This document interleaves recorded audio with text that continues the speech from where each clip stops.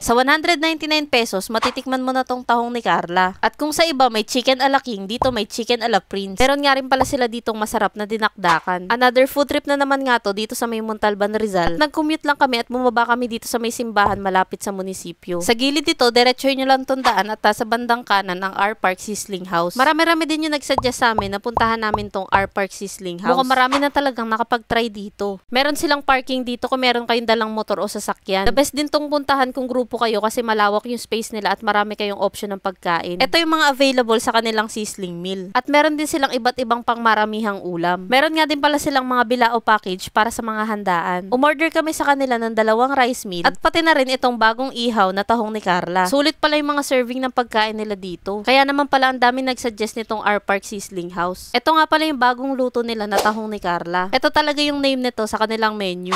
Ang sarap nitong mga tahong kasi wala kayong maamoy at malalasahang lansa. Bawat tahong kasi meron itong nakalagay na bell pepper kaya napakabango. Hindi rin ito tinipid sa cheese kaya masarap. Bagay nga tong orderin pandagdag ulam. Ang sarap nito kasi bagong ihaw na isi-serve to sa inyo. Sa rice meal naman, ito yung kanilang dinakdakan. Kaya naman pala bestseller to kasi ang sarap ng kanilang sauce. Crispy pa yung mga pork at maraming sibuyas at sili. Sa lasa nga ng sauce nila, nag-aagaw yung asim at konting tamis. Meron itong konting anghang dahil sa mga paminta at mga sili. Yung kanin naman nila, masarap din na hindi malagkit at meron pang mga bawang. Sayang nga lang at wala silang only rice kasi talaga mapaparami kami ng kanin dito sa dinakdakan. Ito naman yung pinakamura sa kanilang menu, yung chicken ala prince. Kung sa chicken ala king, makakapal yung hiwa sa manok, dito sa chicken ala prince nila, maninipis lang. At binalutan ito ng breadcrumbs. Kada order nito, meron itong kasamang white sauce. Malabnaw itong sauce nila na parang soup. Pag tinikman nyo to, para tong gatas na may timpla na may carrots at paminta. Masarap nga to isabaw sa kanin, pambalan sa ulam na prito. Mabuti na lang din, hiniwalay nila na lagayan tong white sauce. Kapag kasi hinalo agad, nawawala yung lutong ng chicken. At maganda yung ganito na isasawsaw na lang. Sa mga in-order namin sa kanila, talagang sulit yung serving nito para sa presyo. At yung pinaka-total ng in-order namin ay umabot ng 467. Siya nga pala guys, yung mga orderin nyo dito talagang bagong luto at iihawin pa. Kaya kapag o-order kayo, meron talagang waiting time. At ang sabi sa amin, para mabawasan yung paghihintay nyo, pwede nyo daw silang kontakin sa number o kaya mag-message kayo sa Facebook page nila para pwede kayo magpa-advance na luto sa kanila. Mababawasan talaga yung waiting time nyo doon kasi habang papunta kayo dito, naluluto na yung order nyo. Lalo na guys, yung grupo kayong pupunta dito kasi marami-rami din yung iihawin at lulutuin. Kaya mas maganda talagang magpa-advance na kayo magpaluto sa kanila para hindi kayo malipasan ng gutom. Marami pa nga pala kaming isi-share ni Maynard sa inyo ng mga sulit na pasyalan, kainan at kapihan. Kaya para updated kayo sa mga mapupuntahan namin, huwag niyong kalimutang i-follow ang aking mga social media accounts.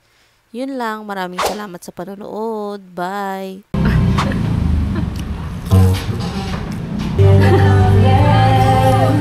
Yeah, she's all